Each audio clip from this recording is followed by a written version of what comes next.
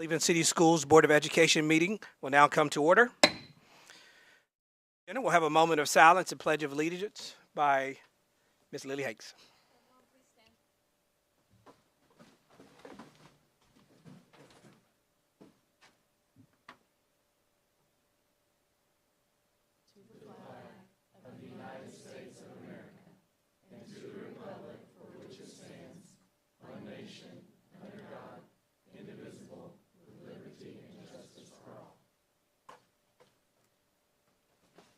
Thank you, Ms. Hakes.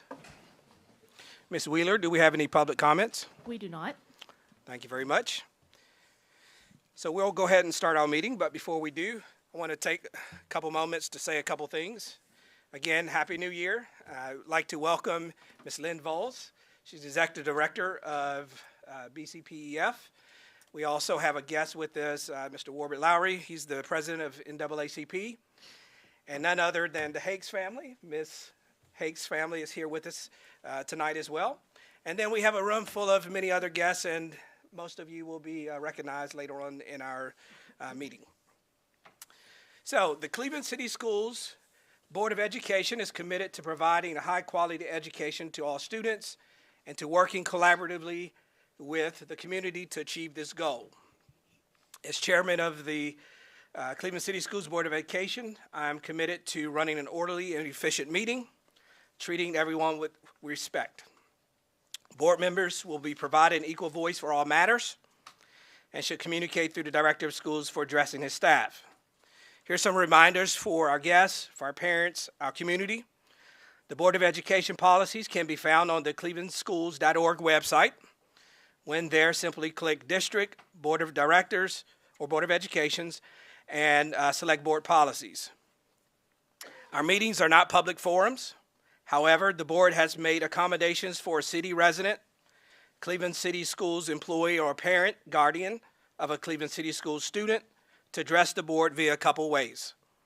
Those are found in School Board Policy 1.404, which include those ways.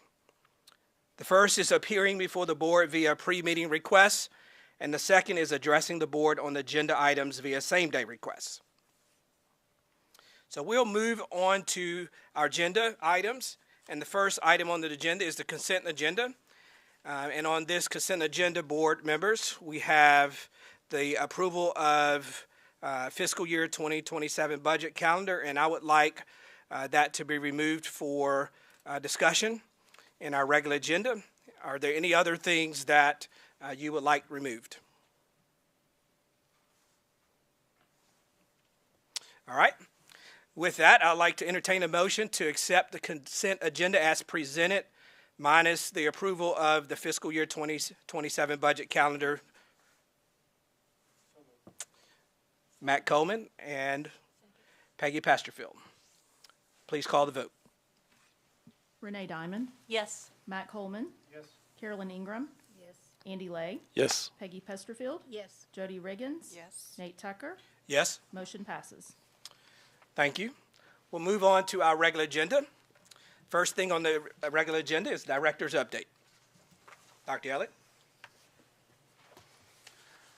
Thank you, Mr. Tucker, and welcome to everyone. Happy New Year. It's good to see such a great group out here this evening. So just a few updates from last month and things that are going on as we turn the calendar for 2025 to 2026. Last month was a very busy month for everybody out in all sets of ways across our district, but we had a special luncheon here early on in the month of December, and I'll just shout out to our culinary group, Jazz Band and Renaissance. They came and outdid themselves and did a fantastic job, and just wanted to say thank you to Cleveland High School for allowing them to be here, and congratulations on such a great performance and delicious food that they provided. And throughout the season, I know they were very busy performing out and about in our community. We had a Blue on the Green experience here at the ESC. Every quarter we reach out to families and our staff to come out and join together. And we had Cocoa with Santa, and several of our families came out that evening here. A good time to mingle and get to know one another during that evening. Our breakfast with the board this past month was at Arnold, and we had a facilities committee meeting there following our breakfast. Empty stocking distribution day was on December 13th. That's a fantastic day to be able to be out over handing out over at Ocoee Middle School, handing out gifts to families. And I appreciate our staff and our administrators who were there that morning helping out with that. Throughout the month, as I mentioned, all our schools from kindergarten all the way up to high school had fantastic plays going on, concerts, special family gatherings, a lot of events going on. And it took a lot of hard work. And so I just want to recognize our staff and our students for their hard work in being prepared and doing some fantastic jobs out there presenting and performing before our public and for our families and each other. This past week, as we came back, we had our system-wide professional development day and focused on instruction and data. A big component was really digging into data from the first semester, and our teachers looked at data in preparation for this semester, and that was on January the 6th, and then January 7th. Here we are. We're right back in it. So looking forward to January and moving forward. We have a short month before our turnaround to our next board meeting, which is the 1st of February the 2nd, actually. A few things our board will be participating in. The Chamber of Commerce annual meeting is going to be at 6 o'clock on January 22nd. We have a scheduled board retreat on the afternoon of January 26th. And our breakfast with the board visit this month will be over at Stewart Elementary School, and Facilities Committee will follow that.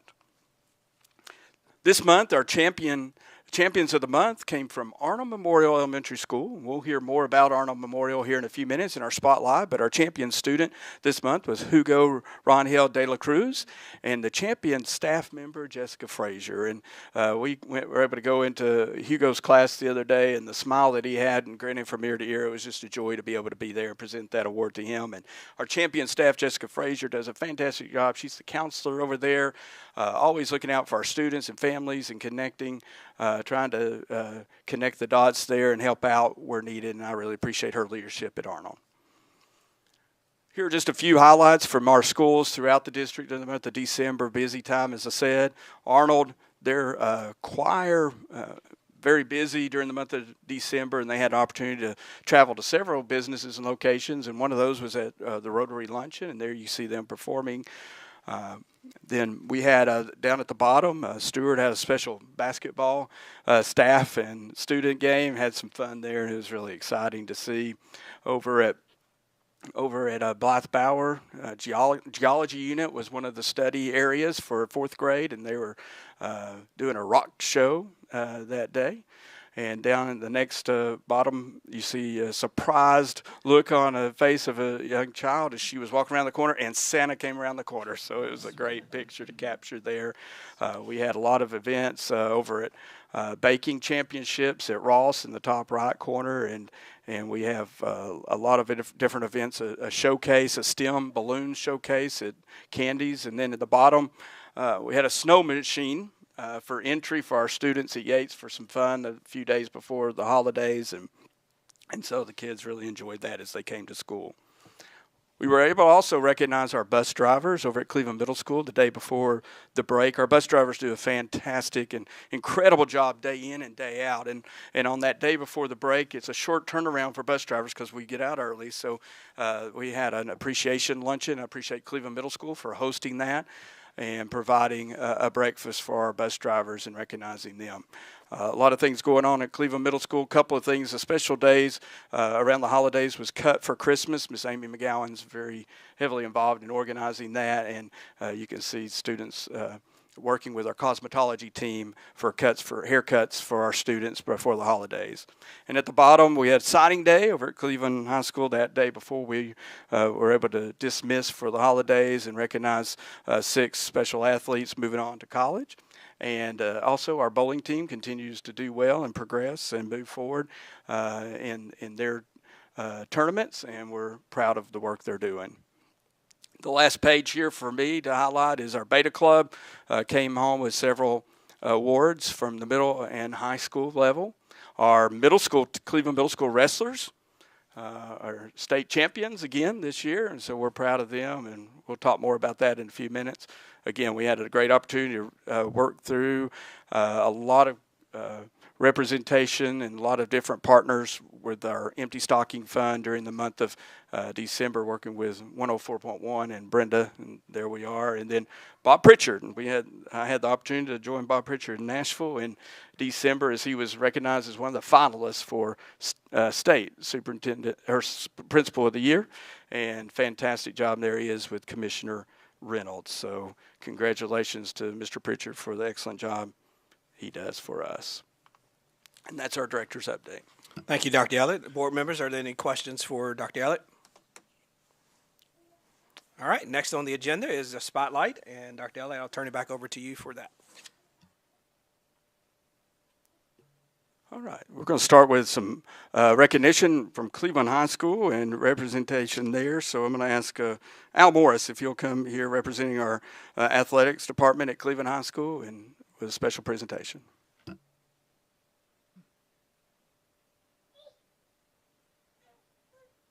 First, thank you guys for everything you guys do and giving us this platform to recognize our students and student athletes. We're here to recognize Owen Clemens. Owen is a senior who won the region and also won his second state championship as a cross-country runner. Cleveland High School has produced 3 cross-country state champions in program history. Owen Clemens now owns 2 of those. The first one was Ben Phillips in 1994. And we are the only school system in this town that has a state champion cross-country runner. So,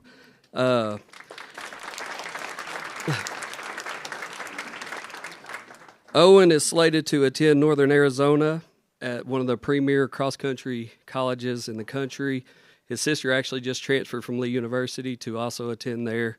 Coach Johnny Clemens is back here. Mom, Rachel, and Estella are proud of what Owen has accomplished. So we want to say thank you.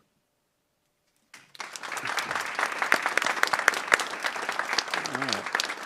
Owen, if you'll come right up here, we're going to stand behind you. We'd like to get a picture to honor you, and maybe if family wants to come up here as well, that would be great. Owen, how far do you run, like in a setting? Cross country is a 5K. 5K. How fast? Like 14 minutes. Wow.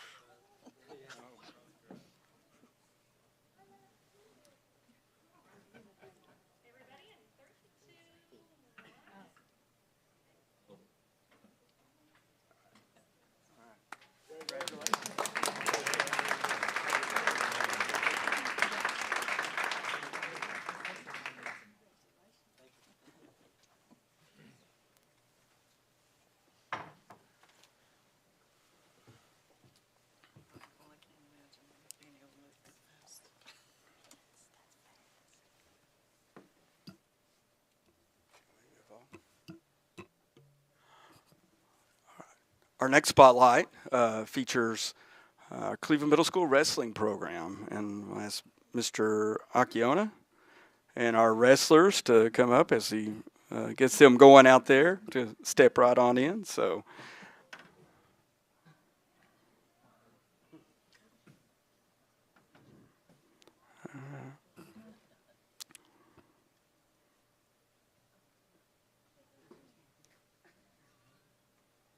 So, board, as Dr. Elliott had mentioned prior, proud to present the reigning and defending champions in the TMSAA wrestling program in Tennessee. So these are your champions, state champion wrestlers and their coaches.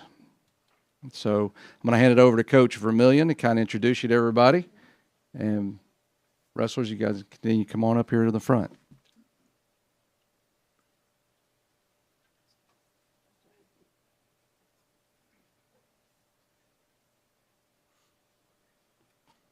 Still got a couple, I think, filing in.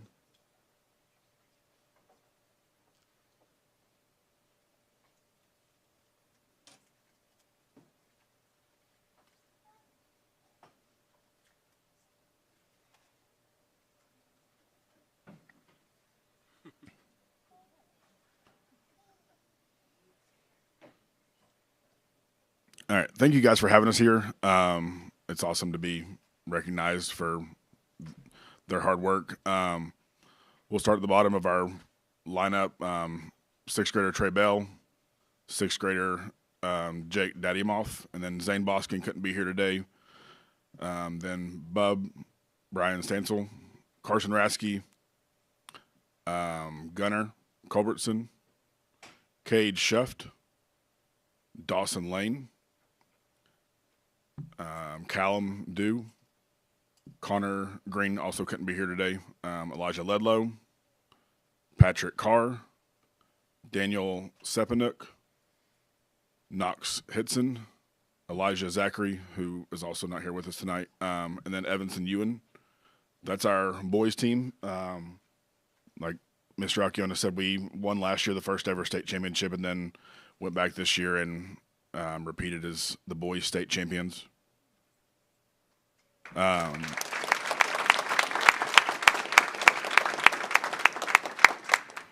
We qualified also 4 girls for the girls state championship. They wrestle in an individual format, while our boys wrestle in a duels.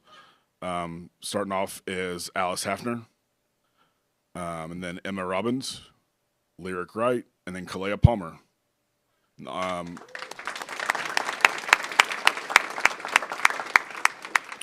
Unfortunately, Emma got hurt right before we left and couldn't go with us, but the other 3, we went 3 for 3 on placing with those girls, so they had an amazing season as well. And other than Emma, they're all coming back next year, so, and then we'll move on to our high school team and continue that tradition they've started there as well.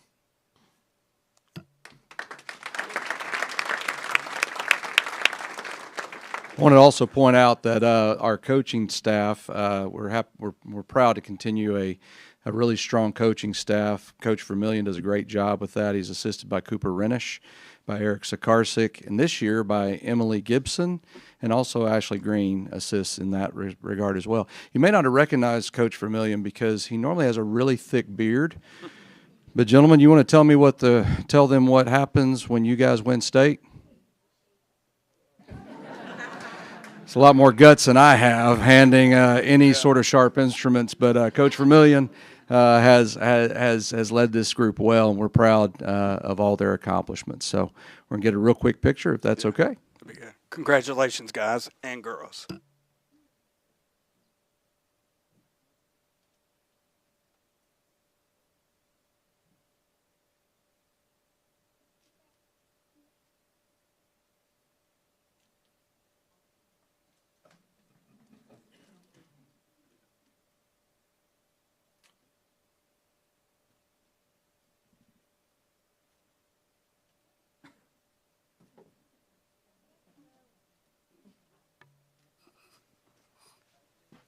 All right, thank you again, Board. Appreciate it. Yeah.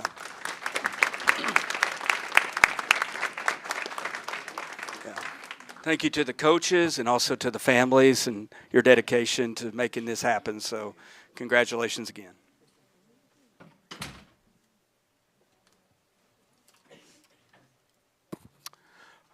Our next spotlight focuses on our Employees of the Year. And I've asked our HR team to come and share updates and recognitions for that. So Mr. Kaiser and Dr. Rodriguez will be helping us with that.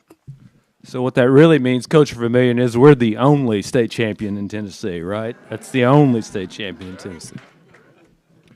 Also, just a disclaimer, teachers, any of you that got any bright ideas from seeing that Yates snow machine, please refrain from trying to get out of school. I know what you think.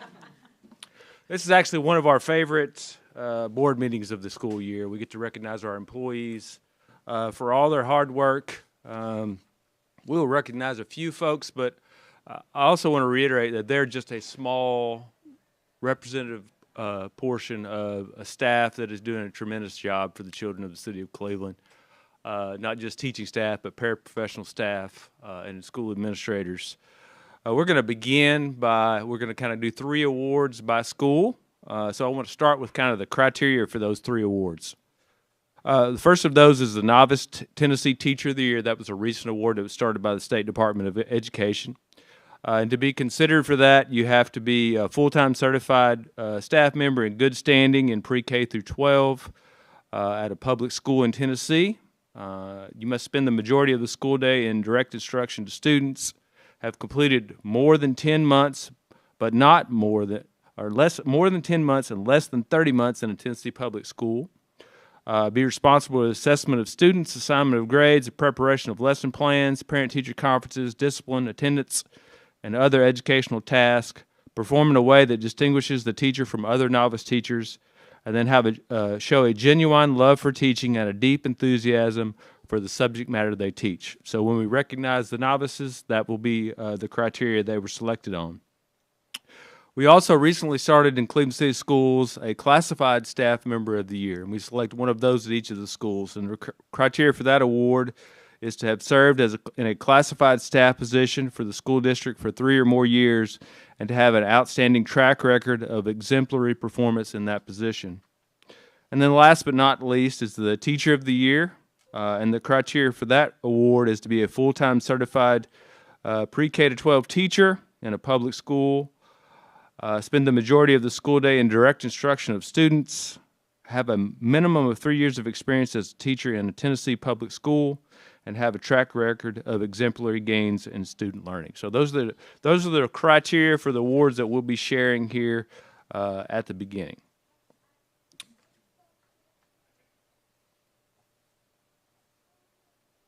Go ahead. All right, Sam Reed, you can come to the front. Sam, nope, okay. Ron True. You want to click? And then for, I'm sorry, let me back up. Let me read that. Sam Reed, we are recognizing for Novice Teacher of the Year. Ron True for Classified Staff Member of the Year. And Teacher of the Year at Arnold Memorial is Megan Van Benskoten.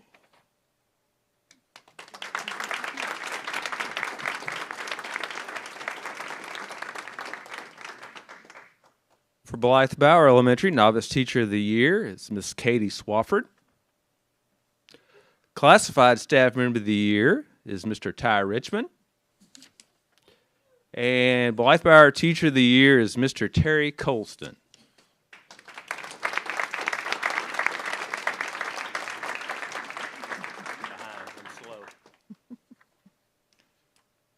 At Candies Creek, our Classified Staff Member of the Year is Christy Powers. Teacher of the Year, Leslie Avery.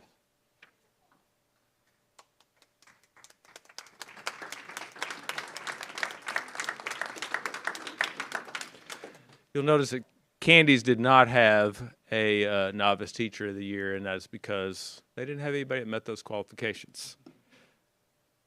For E.L. Ross Elementary, we have our Novice Teacher of the Year is Miss Summer Mock. Our E.L. Ross Classified Staff Member of the Year is Miss A.C. English. And our E.L. Ross Teacher of the Year is Miss Jordan Reeves.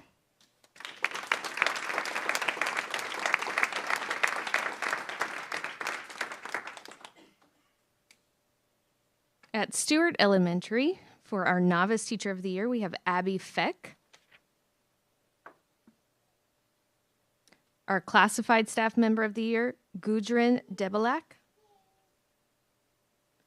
And Teacher of the Year, Susan Glasheen.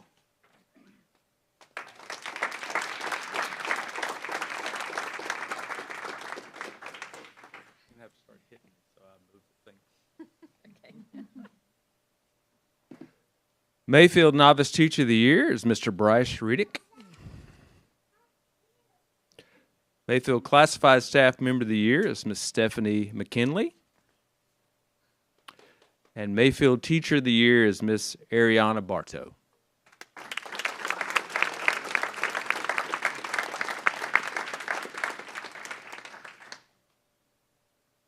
Right. At Yates Primary, our Classified Staff Member of the Year is Kara Lance. And our Teacher of the Year is Sarah Owen.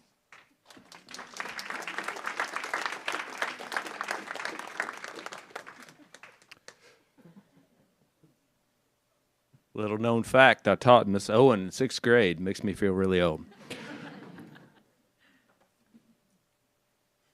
Cleveland High School Novice Teacher of the Year, Mr. Clark Lockerbie.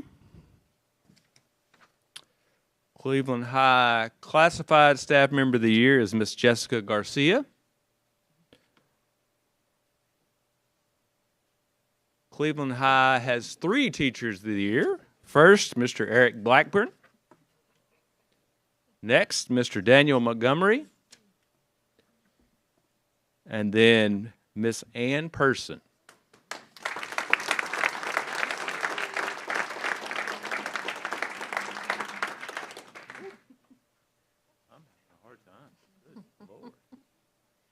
At Cleveland Middle, our Novice Teacher of the Year is Sydney Goebel.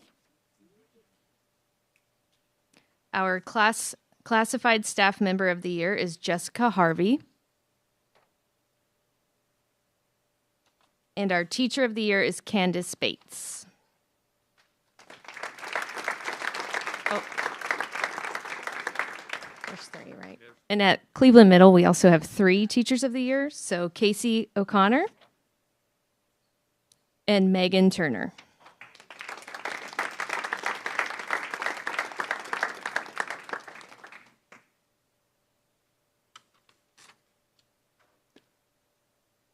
All right.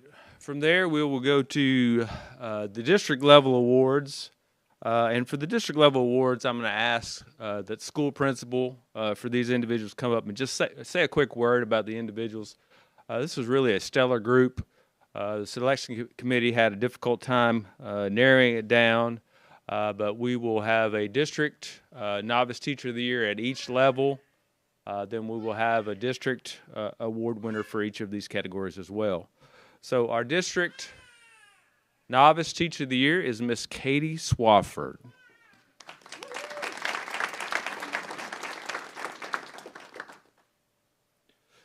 Dr. Barnes is out at a conference today, but he sent me this quote about Katie. Katie goes above and beyond for her classroom and her students. She works tirelessly to make sure her kids are growing and enjoy learning. She is a huge asset to our team. So congratulations, Katie.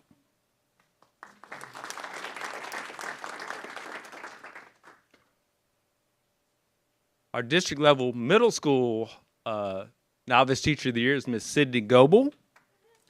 Mr. Akiona, if you would join me to share about Sydney.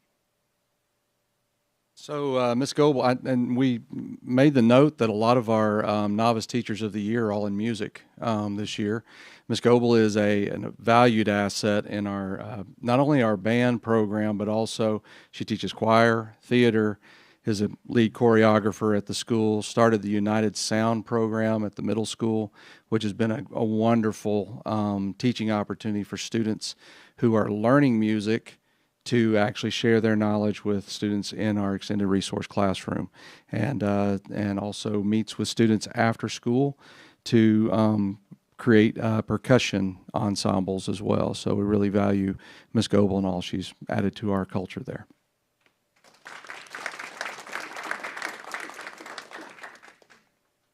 And our high school level novice teacher of the year is Mr. Clark Lockerbie.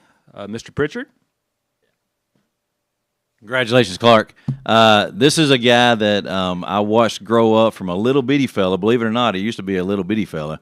But the impact that he had on the baseball field and the football field, and now the impact that he's having on young adults at Cleveland High School. I'm so proud of you, proud of the work you're doing. Thank you.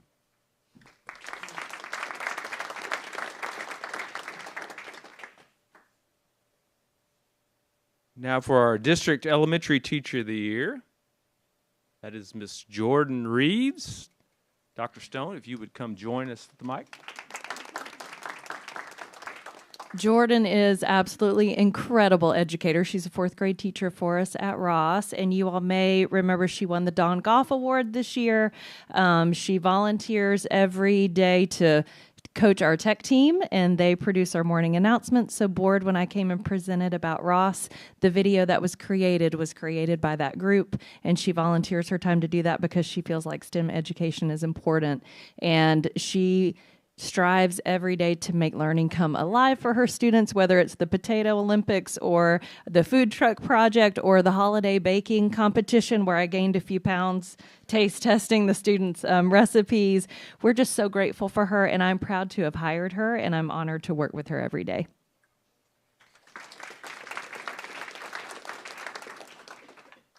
Our district middle school teacher of the year is Miss Candace Bates.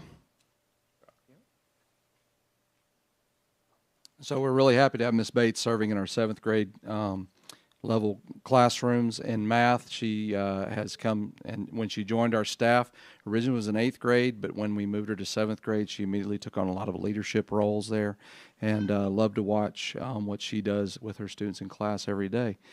Just creates a really welcoming and safe environment for students to learn, and that's what we want for every classroom.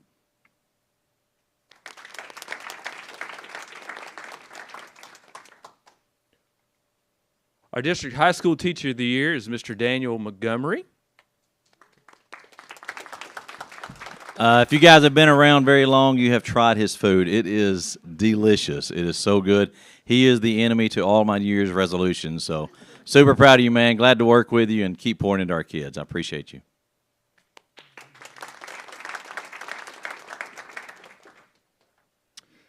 And then our district classified staff member of the year is from Cleveland Middle School, and it is Miss Jessica Harvey. So proud of Miss Harvey. Miss Harvey actually, when she creates a co-teaching environment that I would love to see in every classroom. When you have a co-taught classroom, a stranger could walk in and not know who the lead teacher is. And she steps into a void at different times, helping students with IEPs, without IEPs, helping the teachers sometimes find their way in the classroom as well. So we're super proud of what Ms. Harvey does on a daily basis at our school.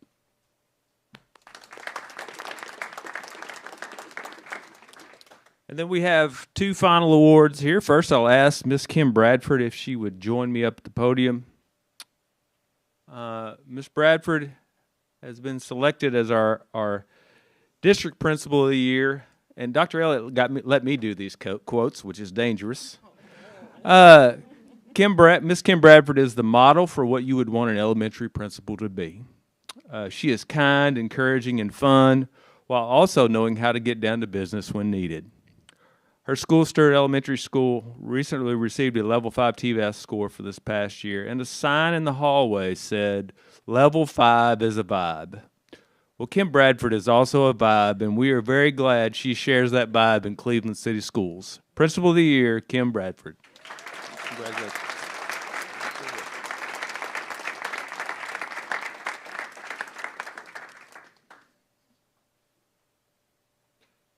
And Mr. Randy Stevens, if you would join me at the podium.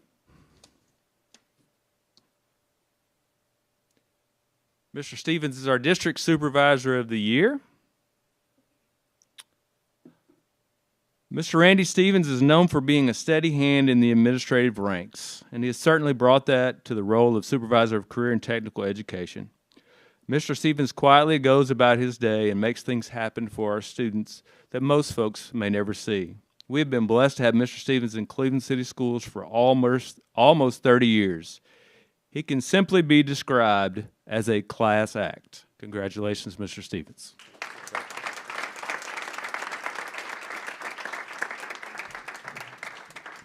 Congratulations to all of our winners. We're going to see if we can squeeze you in for one big picture.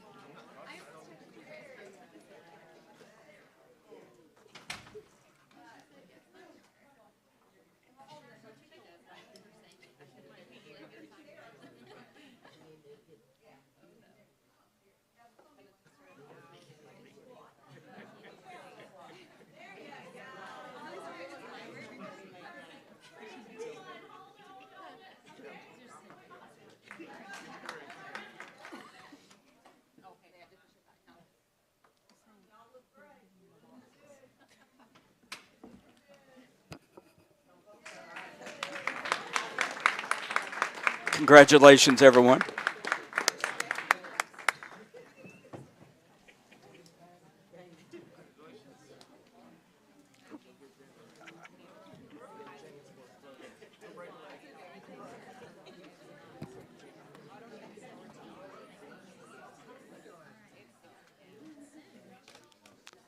And our last spotlight for the evening is Arnold Elementary School. Mr. Chai, principal at Arnold, is going to come and share some highlights. All right, good evening. Thank you so much for letting me come talk a little bit about Arnold Memorial Elementary School. I'm going to talk a little bit about the Arnold Way, which came up a few years ago, and that stands for three things. The W is work hard, the A is attitude matters, and the Y is you before me. So 3 brief slides to go over with you all. We're working hard at Arnold on a daily basis. We are proud to report significant gains in student engagement, learning outcomes. So at this time of the year, students in their iReady and their benchmarking, they should be at about 50%. And as a school, our math growth is at 54% and ELA growth is at 67%. So we are excited about that, getting students to where they need to be. This past school year in 24-25, 14 of our students scored out or tested out of their ESL program. They went into transition status for this year. And so we are extremely excited about that, with about 30% of our students being in the ESL program. Not quite, but close to. And then we are continuing with our STEM integration throughout the year. You can see in those pictures, those are all pictures from our STEM day in the fall. We also have school-wide STEM projects that students turn in and STEM activities in the classroom. So we had a big STEM day in the fall. Actually, we did this on Halloween. So, our teacher said, hey, look, if we're going to be at school on Halloween, which is fine, we're going to do our STEM day. And that ended up being a great day for us. You could see lots of construction and design processes. You could see roller coaster making. And I don't think I have a picture of this, but 4th grade, they constructed catapults. Mr. Kaiser would have liked this. They constructed catapults and then they called it pumpkin chucking, and they were taking the candy corn pumpkins and shooting them across the hallway. It was a lot of fun. So that's working hard. We have attitude matters, so we want to make sure that we have a positive school climate and culture. Our PBIS program has been around for 5 years, I can't remember, and so that has been going strong. Sometimes those programs, they start, and sometimes they kind of fade away, but I think we've had our strongest year this year in our PBIS program, where every student's in a ranch and we celebrate all types of positive behavior. We actually give points for these 3 things: work hard, attitude matters, and you before me. We celebrate our students on a quarterly basis. We have 4 celebrations throughout the year and then 4 rewards. And in these celebrations, we talk about who's our student of the month, who are our Arnold Way kids. We talk about academic growth. We talk about successes, perfect attendance. We're recognizing students from all areas of the school. One of the things I really want to brag on this year is something that Dr. Kars has led up for us, and she has really pulled together some great things with our attendance. You can see here that last year our average daily attendance was 91.8%, and so far this year we are at 94.7%. We are just 0.3 away from being that 95, which is really where we want to be. And so that has gone up. We're excited about that. And then our chronic absenteeism number has gone down from 23.9% to 15.2%. Now, we still want to make that number smaller. My hope is as we get through the year, that number will decrease, but we're excited about awards for perfect attendance that we do. And what we do is we have a classroom award where the students have to spell on their classroom door the Arnold Way. And when they do, they get to choose from a menu of options that are either extremely cheap or free. So we've had lots of pajama days. Yeah, you haven't. That 10 minutes has been like one of my best experiences this year, where I went to a 1st grade room and it was pandemonium, but it was so much fun. A 10-minute dance party, it was great. Also, our school counselor, Jessica Frazier, who was our school champion for this month, has multiple small groups, skill groups that she works on with students through the year. So we're concerned about attitude. And finally, we're thinking about you before me. We have multiple service projects that we do through the year. Like, for example, our Beta Club did a huge fun food drive for Southern Heritage Bank that we participated in. Our school faculty and staff packed out Barbara's Market. We had lots of people show up for our Barbara's Market Day. Our Lead Worthy group, which is through Capturing Kids' Hearts, they create comfort kits. They are responsible for our snack pack distribution, and they also hosted and toured you all around the building when you all came to visit us. And then family engagement. We have gone from having some average events to having well over 200 people, like 200 adults and family members, 200 people in our family nights for a school of 300. I'm pretty proud of that. So we have up to 200 people in the. Let me see some of these pictures. You got Beta Club in the top left. Santa Claus is with some students on our Christmas night. And we had some crafts, some Christmas crafts. But then on the bottom right-hand side, you'll see our glow dance. Those are some pictures from our glow dance, which was packed. And we had a great time. So all of those things make up the Arnold way. Work hard, attitude matters, you before you eat me. And thank you for letting me come and brag on our school a little bit tonight. Any questions? All right, perfect. All right. Thank you, Mr. Chai. Okay. Thank you, Dr. Elliott. Before we move on, board members, I want to take the opportunity to talk about the approval of the fiscal year 2027 budget calendar that was pulled off as consent agenda.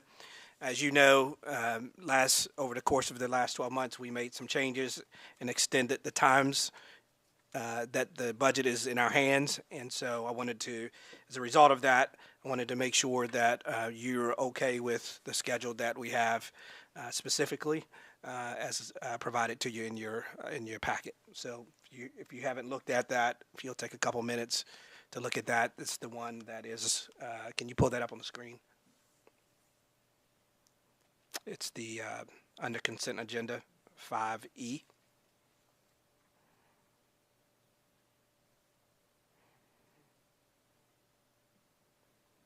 Thank you, sir.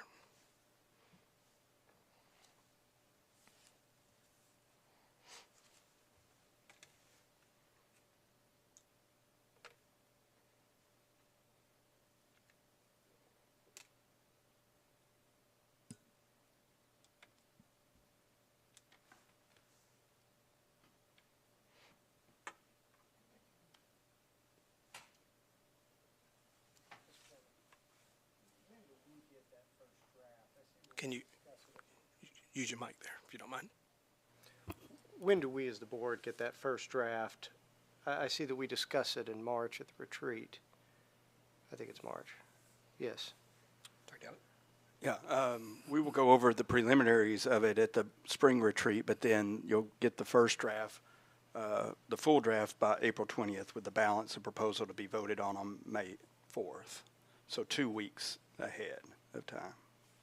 In which we'll vote on it or be brought to the board meeting here on May 4th. So that's the 2 week gap there. Whereas before it was a lot less than 2 weeks. So. My thought would be if we could get it before we actually show up to the retreat so that we can review it and then prepare our questions and have a more comprehensive conversation at that retreat would be great. I understand there's some tweaking. Sure. But the sooner we get it, the better. Okay.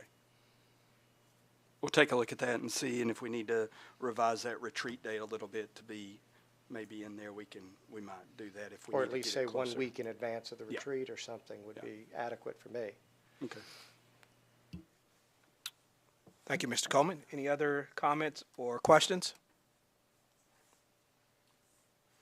All right. I'd like to entertain a motion to accept the schedule as presented with the change communicated and requested by Mr. Coleman. Matt Coleman. Have a second from Jody Riggins. Call to vote, please. Nate Tucker, Yes. Renee Diamond, Yes. Matt Coleman, Yes. Carolyn Ingram, Yes. Andy Lay, Yes. Peggy Peskerfield, Yes. Jody Riggins. Yes. Motion passes. Thank you.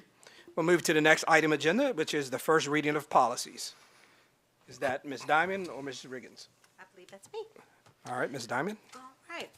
So the first policy that I'd like to bring before you is policy 1.901 on charter school applications. The edits to this policy really are just tightening the language regarding the processes in the event there should be an application of a charter school. And that really is a description of all of those changes.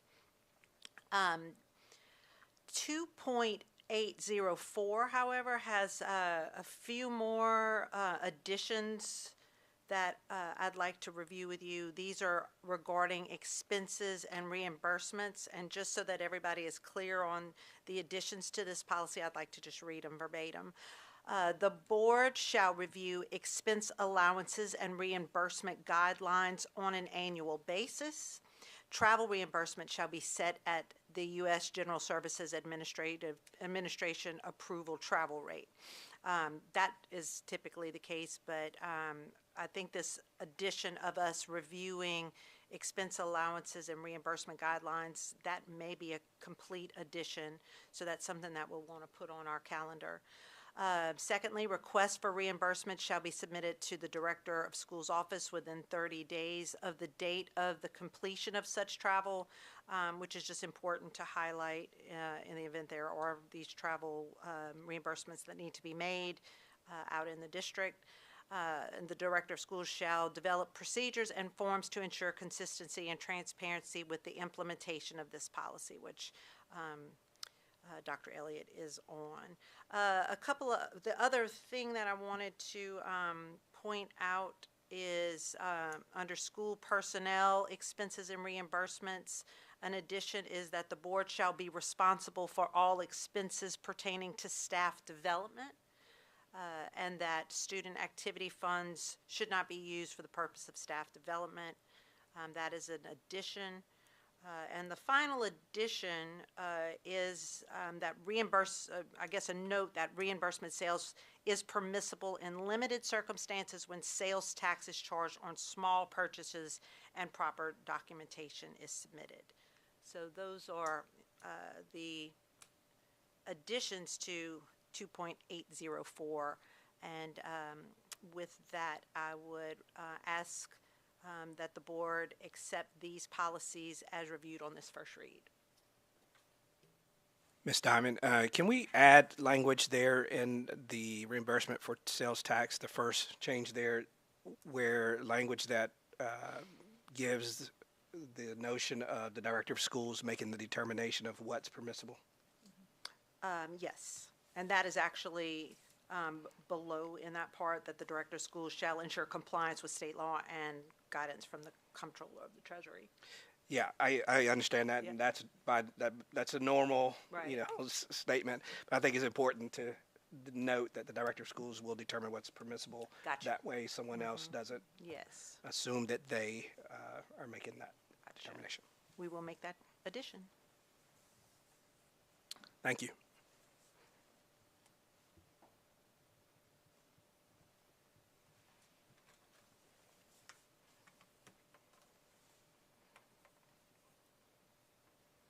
Do you have anything else? I don't. All right, we have the first reading of policies here as presented by Ms. Diamond. Policies 1.901 and 2.804 as presented with the change. I'd like to entertain a motion for these two first reading of policies. I so move. Carolyn Ingram. Second. Matthew Coleman. Call the vote, please. Matt Coleman. Yes. Carolyn Ingram. Yes. Andy Lay. Yes. Peggy Pesterfield. Yes. Jody Riggins. Yes. Nate Tucker. Yes. Renee Diamond. Yes. Motion passes. Thank you. Ms. Diamond, we appreciate that. And Jody Riggins, I know you guys collaborate as the policy group there, committee. All right, so next on the agenda, we have strategic plan focus, and we'll turn it over to you, Dr. Elliott, for the ESL focus. Yeah, this month we're focused on ESL, and Chris Duncan, supervisor of ESL, will be coming to share an update for us. Good evening. Thank you for having me here tonight to talk about our ESL program in Cleveland City Schools. It is always a pleasure to brag on our students and to brag on our staff and the wonderful work that they are doing within our ESL department. I always like to start with demographic information just to kind of set the stage for the work that we do. Our demographics this year are very similar to what they have been for the last couple of years. We have 30.1% of our students in Cleveland City Schools have a multilingual background, and we are serving 1,066 students in our ESL program, and that is close to 20% of our student population. As you know, we have a very diverse student population. You can see that our students speak over 20 different languages. The top 8 language groups are listed for you here, and they represent over 40 different countries, and I have the top 10 listed there. For languages, Spanish is number 1, and then you can see that we do have we have Mexico and several Central American countries represented on the country list, along with places like India, Ukraine, and China as well. So diversity makes us really unique here in Cleveland City Schools, and I think it's actually one of our strengths, and so I want to just kind of shout that out. All right, moving on. This is our growth trend for the last 5 years, and we have talked about the rapid pace of growth within ESL, really from 2021 to 2025. We have leveled off somewhat this year. Our October 1st count in 2024 and 2025 was actually the same number, 1,080 students, and so we have seen a bit of a change. We saw another leveling off back in 2019, 2020. And so, we tend to kind of grow at a rapid pace, and then maybe it levels, and then we tend to grow again. But this is where we are at the moment on that growth trend. In looking at our school data, you can see the distribution of English learners across our schools. We have 6 of our 9 schools that have 20% or more of the students that are English learners. And we had our Arnold presentation earlier. Mr. Chive got you at 33.3%. And then one other school has over 30%, and that is Stewart Elementary School.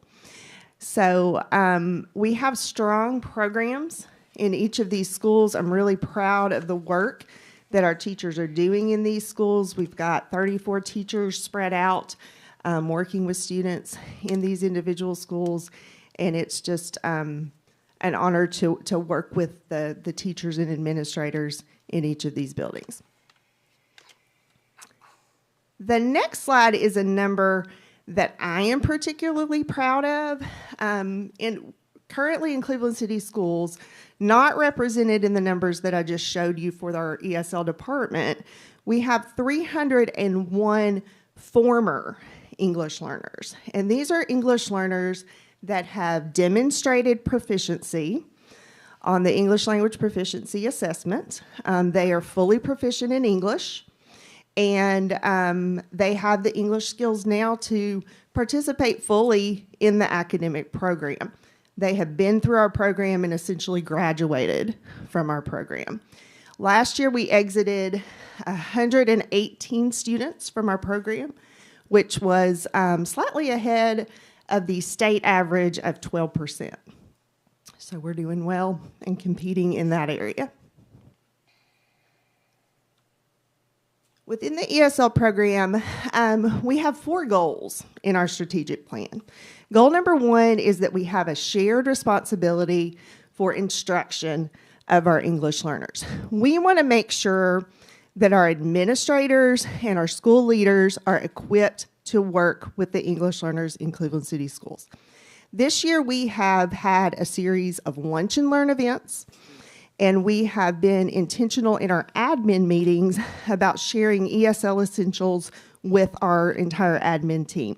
Our Lunch and Learn events were for our principals and our instructional coaches, just to dig a little more deeply into certain topics related to ESL. For goal number 2, we want to make sure that we have high quality instruction for our English learners. This is both for our classroom teachers and for our ESL teachers. We use a program called Elevation Strategies. And within Elevation Strategies, we allow our teachers to dig into a strategy, teach with that strategy, reflect on that strategy, and earn a PD point for doing that as well. We have been very intentional with our coaching cycles. We mentor our new teachers. We have formed strong partnerships in co-teaching, and we have given our teachers many opportunities to collaborate with peers across the state and across the region at conferences and that sort of thing.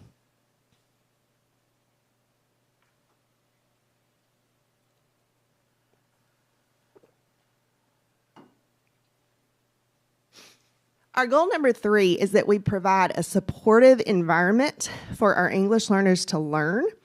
In addition to the high quality instruction that we have in our classrooms, we want to make sure that our English learners feel or have extra supports provided to them. And so we have done a program this year called Raiders Accelerate, which is targeting our elementary newcomer students just to give them a little extra support. We have also been very intentional about targeting our long-term English learners. Those are English learners who have been in the program for more than 7 years, and we are trying to give them a boost to exit the program. So we have been intentional about having meetings with their parents just to kind of see what extra supports they might need. And then in addition to that, we have a number of schools that offer before and after school tutoring for our English learners. Our 4th goal is that we have engaged and informed families of English learners. It is important that we look for new ways to make connections with our families, to connect them to school and to the community. This year, some of the things that we have tried to foster that connection are a booth at the Latin Connection Festival that was held at the Cleveland Public Library. The photos that you see are from the Latin Connection Festival. Our elementary students have done elementary family passports, which are booklets where they can do certain activities that, with their families designed to connect them to the school and to the community. And then they earn prizes for doing those activities. And then we also host a number of ESL family literacy nights at various schools, and we use our Title III funding to support a lot of those activities. One of the family activities that I want to highlight tonight are our adult English classes. We had 3 teachers this year that were very interested in getting an adult English program started in Cleveland City Schools. Now, Lee University has had a program for a number of years that meets on Tuesdays and Thursdays, and we definitely did not want to compete with that. We wanted to offer another alternative, so we chose to have these classes on Wednesday nights. I have the 3 instructors here with me tonight, and you can just kind of maybe stand behind me or wave behind me. I have Brennan Humphreys from Cleveland Middle School. I have Hannah White from Cleveland Middle School, and then Sarah Smith from Blythe Bower. And I'm going to go ahead and ask Sarah to come up because Sarah is going to share with you a little bit about the experience of teaching in the adult program, along with Cynthia, one of our adult learners. And I will say before Sarah gets up here that we held these classes at the Family Resource Center. And I want to thank Mrs. O'Brien for making that possible. That was a really good partnership to be able to have these classes there. It was the perfect space to do that. And then Mrs. O'Brien did a great job of coordinating childcare for us from the various organizations at Cleveland High School that you see up there. And then the gym made a perfect space for that to happen. So I'm going to let Sarah tell you a little bit about her experience as an instructor, and then Cynthia will tell you a little bit about her experience as a learner. I'm a little shorter. Hi, everybody. So my name is Sarah Smith, and I teach at Blythe Bower. When Christy approached us with the opportunity to teach adult ESL, I was really excited, but really nervous because I work with elementary students, not adults. But they have been so patient with me figuring it out, and it has been truly fantastic. We have been super impressed with just the dedication of our adults who showed up week after week. We have moms who wanted to find community and improve their English at the same time, dads who wanted to find better work and needed improved English to do that, and grandparents who just wanted to be able to communicate with their kids' teachers. So it has been really wonderful and truly enjoyable to work with each person's individual goals and try and get them where they need to be. I don't know if you have ever tried learning or speaking a language beyond your high school language class, but it's super intimidating and it's really uncomfortable. And I've just been so impressed and honored to be a part of our families of our Cleveland City Schools students to show up each week and put themselves out there. And I know their students are proud of their effort and their courage. And we're super thankful for Christy and for Autumn, and Jesus makes excellent coffee. If anybody wants to come join us on Wednesdays, but I'm super excited to do it again this next semester, and it's been really great. So, yeah. And this is Cynthia Montano, one of our students. Hi, good evening. Well, I'm sorry if I sound a little nervous. That's because I am. Well, first, I want to say that I'm the proud mom of 2 students in Cleveland City Schools. They both completed their ESL program, and they loved it. They want to they wanted to continue with their program. And now I can say that I understand, that I can see why they loved it so much. Our family started these classes because we wanted to learn English, my husband and I, but it quickly became a family activity because now my kids go with us to the classes. They loved it. They love the snacks. They love the people. They love how it feels to be there in the classroom. So now it's a Wednesday night activity for the whole family. We have the best and the sweetest teachers. We do. They always make us feel safe in a safe environment, and also like there are no bad questions. They make us feel like every question we have is important and valid, and I think that it's going to help us to learn better. My family is very grateful for these teachers, for this program, and also for Cleveland City Schools community, and we're very proud and happy to be part of this community. We're also very excited to continue with our classes this year. So I just want to say thank you on behalf of my family and the community.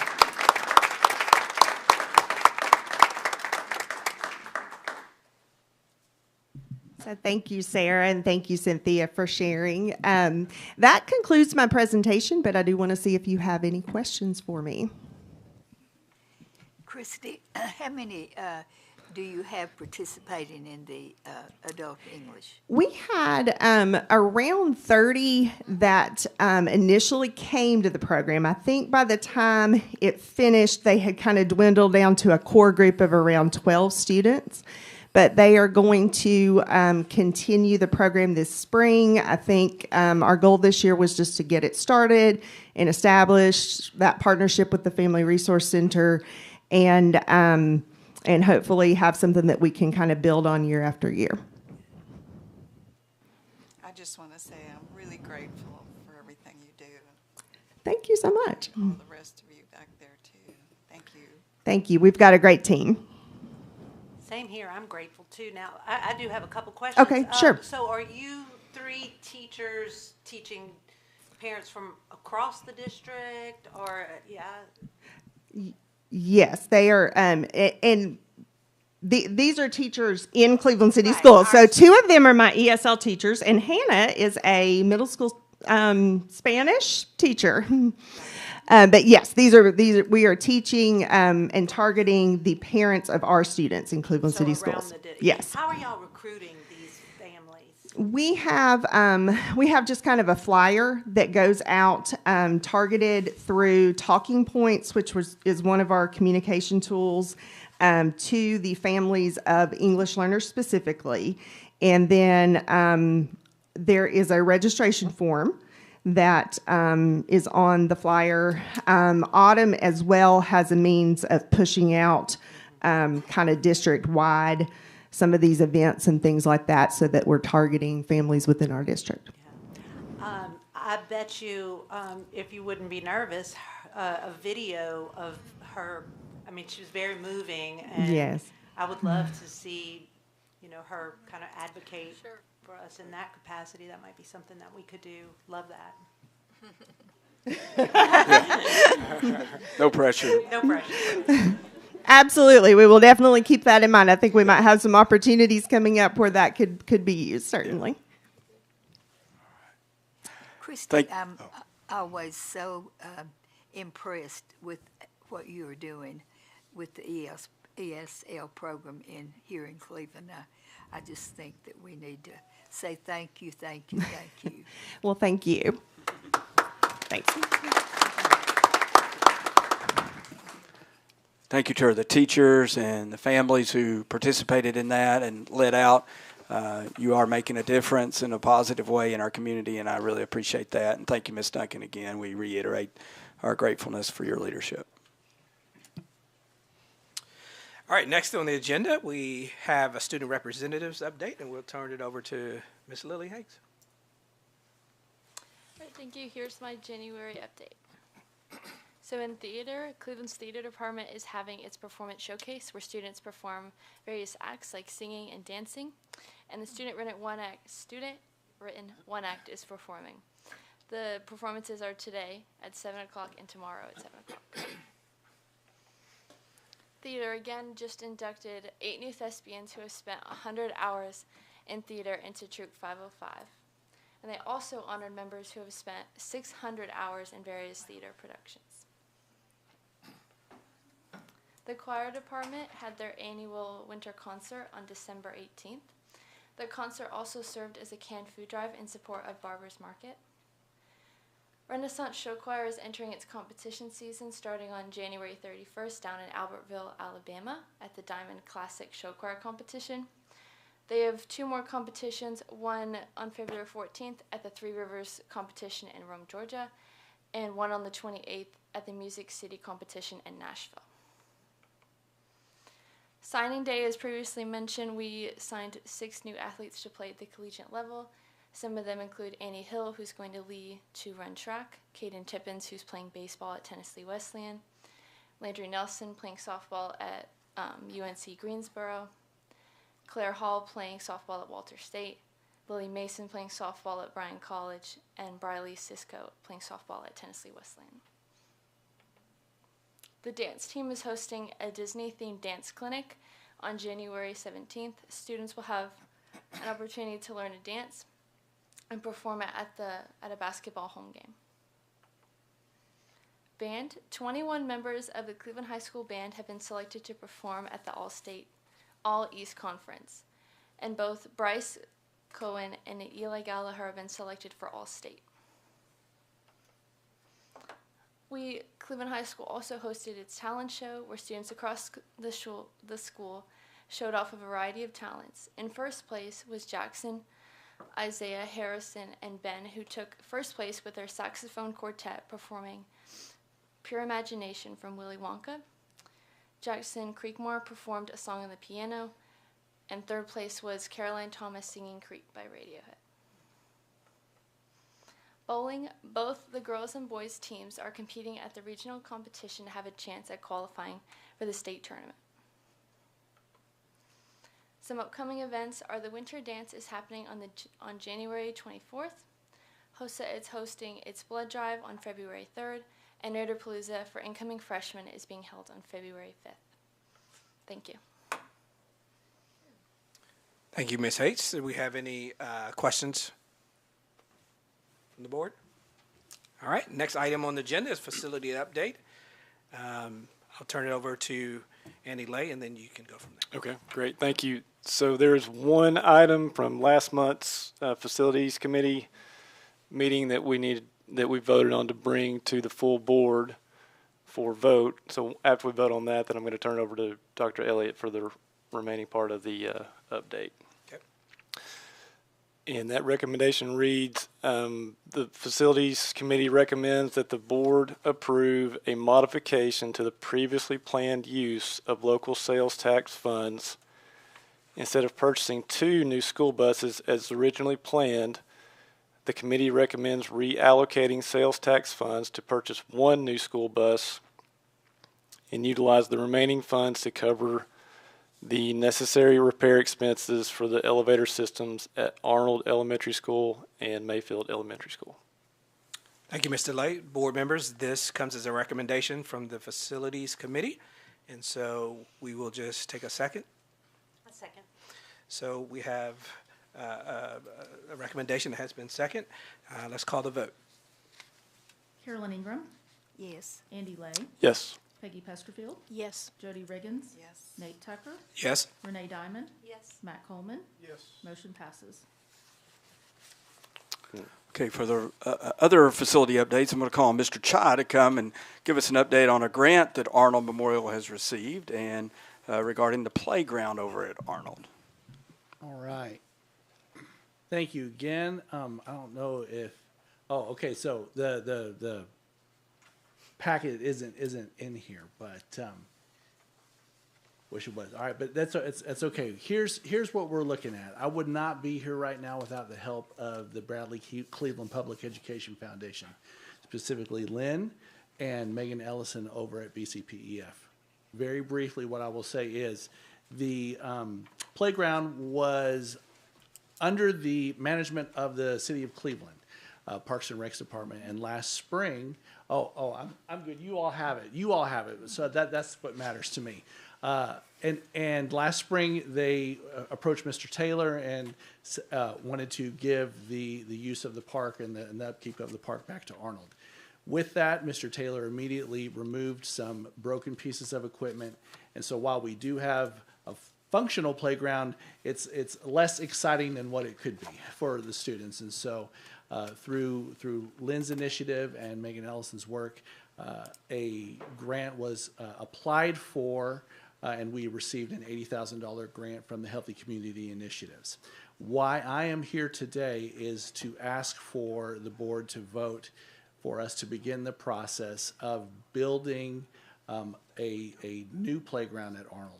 And what I will do is kind of give you just the overview. In your packets, you will see the proposed equipment, both just in a rendering and an overview, a top-down view of the site of what it would be at Arnold. With this, there would be work from maintenance, the maintenance department, but also funds raised from BCPEF and Arnold to provide for the cost, because the cost of purchasing the equipment and the installation is $104,000, okay? So our grant is $80,000, and we all know that that's not going to, $80,000 isn't going to cut it, okay? So what we are working at is the school's PTO is working at raising $14,000. Then with additional funds from BCPEF, and I forgot additional $10,000 from BCPEF, we will install this new piece of equipment. So the piece of equipment you're looking at right now, I love the name of it. It's called the banana slug, okay?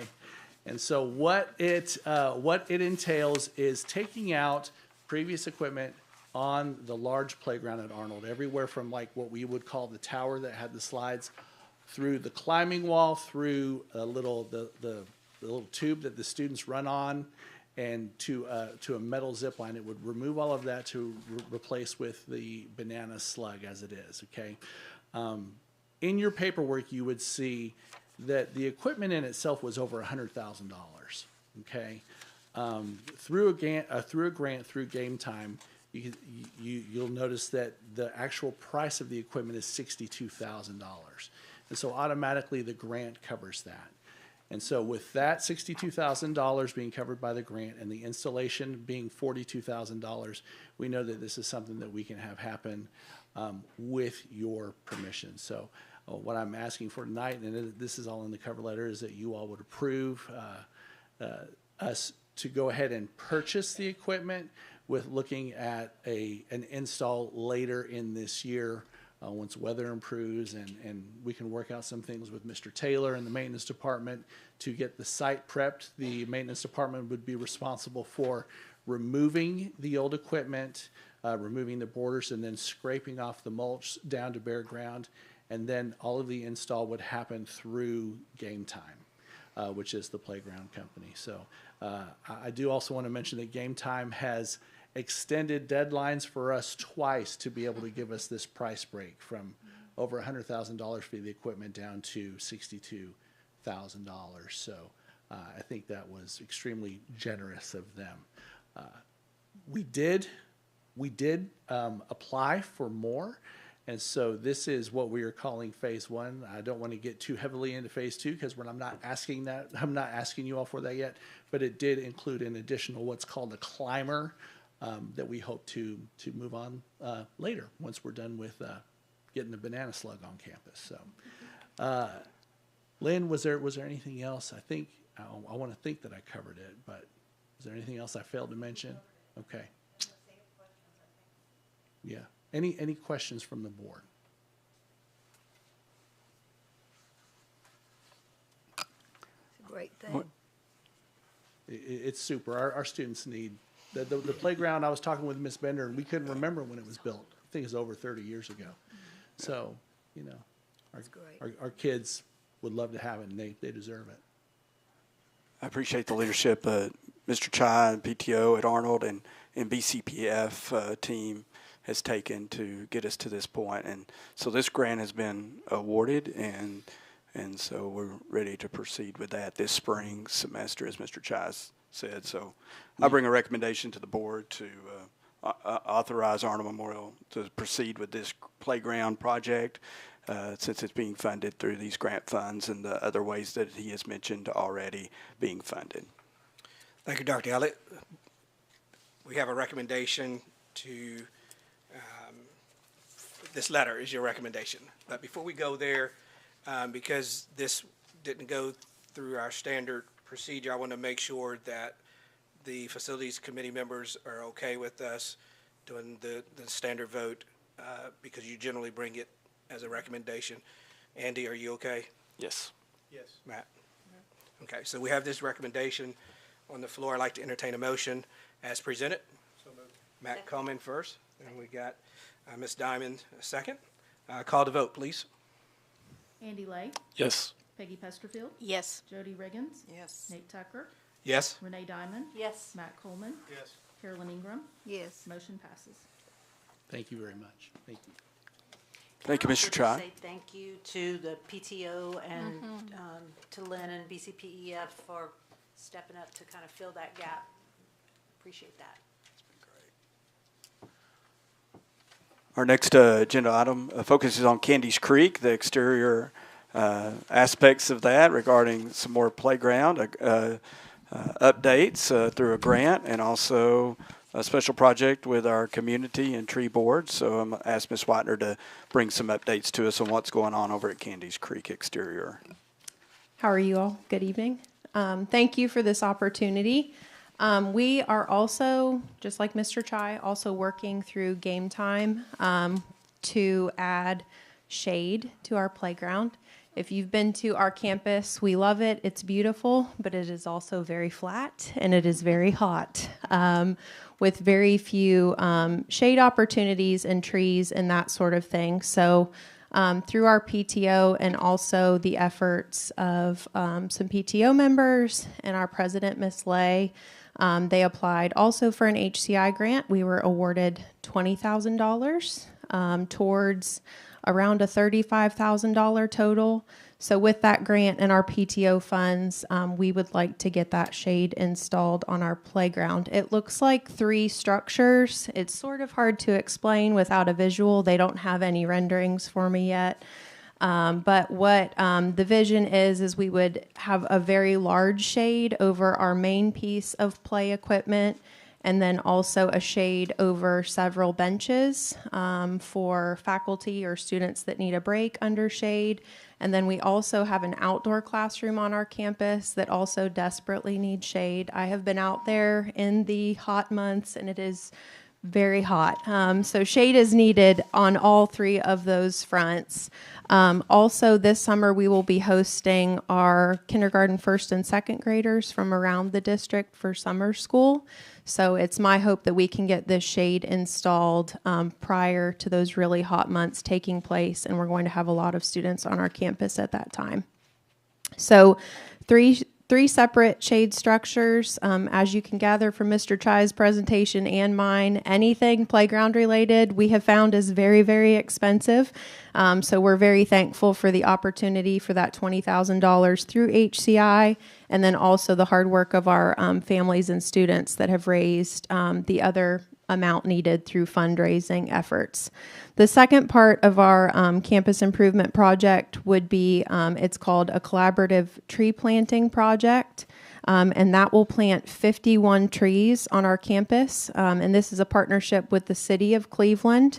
They voted to partially fund this project at $3,500, and then our PTO is going to chip in $1,500 to fully fund that project at $5,000. So that is an effort to sort of create a barrier. If you've been through the front of our car loop, just to kind of create a nice visual barrier between us and the businesses that are going in towards the road. And then also as you drive into our campus, just to provide some shade as you pull in as well. We're also going to add trees in correlation with the shade project to help with shade on the playground and where our students play and where our faculty sits. And so we think that will help as well. So kind of 2 separate projects, but both aimed at creating shade, on our campus. So that is a summary of what we were asking for. Any questions for Ms. Whitener? I recommend that, as I did for Arnold, that we authorize Candies Creek Cherokee Elementary to proceed with these projects, knowing that the funding has been taken care of by the grants and partnerships, as she has mentioned. Hi, board members. Just like the Arnold project, I want to make sure that the facilities committee is okay with us doing the full vote here instead of our normal process. And just for clarification, for those that may not know, we had to expedite this for various reasons, so that's why it was taken this way. So Matt Goldman, Andy, Peggy, any of you opposed? All right, so we have this recommendation from Director of Schools to accept the proposal for Candies Creek as presented. I'll make a motion. Have a motion, Jody Riggins, Matt Coleman, second.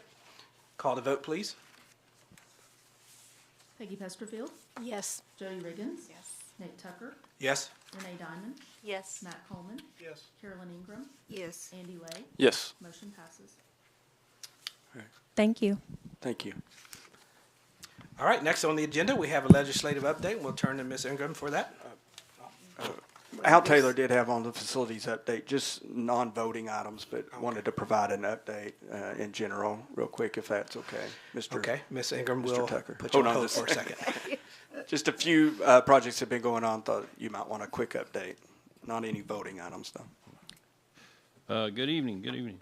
They need to touch base on the softball bids. We're going to move that discussion. We came in at $1,015,000 on that, so we'll need to move that discussion to the next facilities committee to discuss that and value engineering and so forth about how to proceed with that. So that was the update on the softball bids.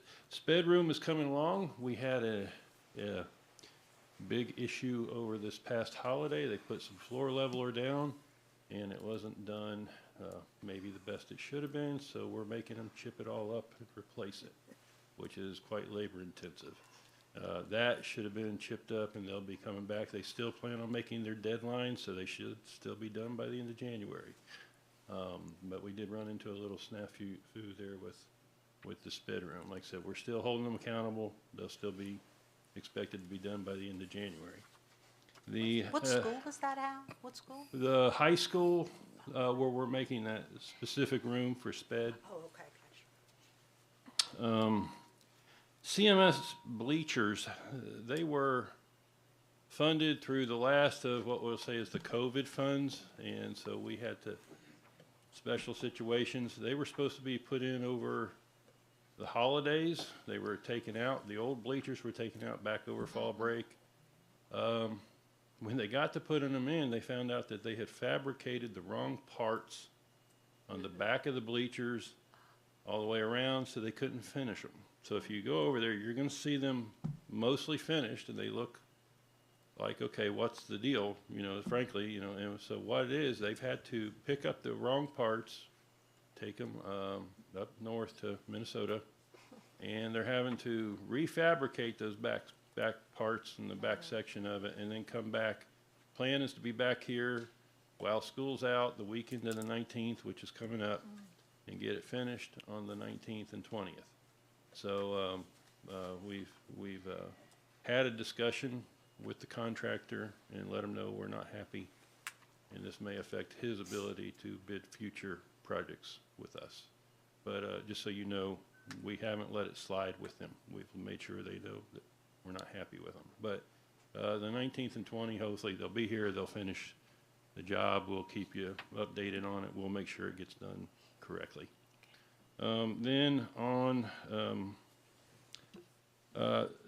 y'all voted on in the facilities committee about the elevator at Arnold, and we were moving ahead with purchasing the board, and the very next week, the board at Arnold went out, and the elevator died. Oh. So we have purchased that board. We have now replaced it, so the elevator at Arnold is working, but that was one of the discussions that we had about why we needed to shift some of the funds around. So, bus patrol will start on the 19th. Our district attorney, Stephen Hatchett, has played a key role in getting that pushed through and getting that in place. Just want to make sure you know that. He's really helped us out tremendously with getting that through all the necessary channels. So has the chief with the police department. They've done a great job. So on the 19th, we will start the bus patrol the first month. As you know, will be warnings. Nobody will receive a citation the first month, but we are there, and I'll keep you updated as we move with that. And then the final thing I need to make you aware of, a company that oversees these petroleum lines that run through Cleveland, they're quite well guarded per se, and there are major petroleum lines that feed all through the East Coast and up to Knoxville. The one that runs through here feeds Knoxville. They came in today, and they need a full week in which they have to cut into Mouse Creek Road and shut down Mouse Creek Road just past the Yates driveway, actually on the line of where the little church is, the property line there where the little church and Yates are. And so Mouse Creek Road will be completely shut down right there for at least a week.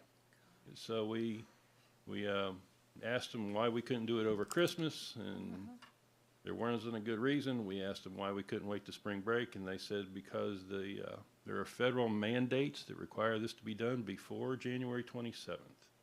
It's a repair to the pipe underground. They inspect these pipes often, and there's a repair, and they only have X amount of time to make these repairs to these pipes. They said it is not an emergency at this time, but they don't want to wait until it becomes one. So there's a mandate there that they're required to follow. The city was notified of that today at the same time at the city council meeting, so they're aware of it. Nobody's happy about it, but I don't know that we have any choice in this from what we understand. We're just going to be subject to working it out. I've talked with both principals in this situation. The buses will be the biggest issue that we foresee. David Shealy with the city is going to work with us. We're going to get signage up everywhere that we need to get it up, and we're just going to make do the best we can. This will probably actually start possibly as soon as the middle of next week. So want to make you aware of that one. And that's all I have. I'm full of good news tonight. I apologize. But yeah, that's all I have tonight. Okay. Thank you, Mr. Taylor, for that update. All right, next on the agenda, we have Ms. Ingram for the legislative update. Right now, of course, the legislators are just going back this week, so there's not much happening there. We do have our Law Day. I believe it's February the 16th and 17th, so I don't know how many are going, but I hope most of you can go for that conference for 2 days. And I'm sure after that we'll have some happenings over there. Any questions or comments for Ms. Ingram? All right, next on the agenda, we have election of board education officers, and that's for the chairman and vice chairman. And I'll turn this over to Dr. Elliott for the chairman. All right, so the next order of business is to elect our next school board chair for this year. So the nominations are now open, so I'll ask any of our board members if they have a nomination for our board chair. Nominate Nate Tucker. Nate Tucker has been nominated. Any other nominations?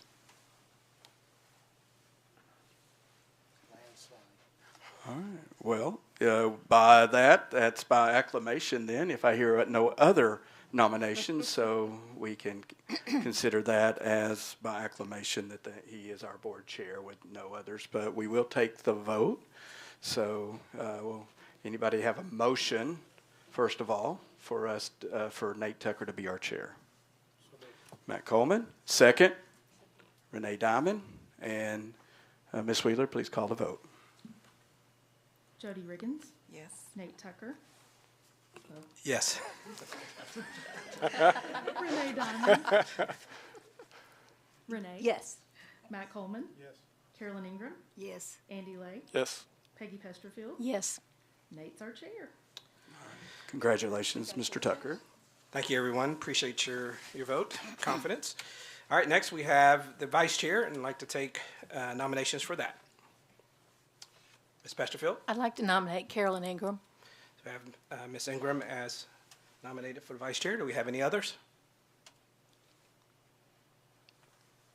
Going once, going twice? All right. We have Ms. Ingram nominated as the vice chair for this next year, and so I'd like to entertain a motion for this nomination. So moved. Peggy Pesterfield, have a second. Jody Riggins, call the vote, please. Jody Riggins. Yes. Nate Tucker. Yes. Renee Diamond. Yes. Matt Coleman. Carolyn Ingram. Yes. Andy Lay. Yes. Peggy Pesterfield. Yes. Motion passes. Thank you. If there are no objections, that is the last agenda item, and we will consider this Board of Education meeting at 7:03 adjourned. Good job, Nate. Thank you.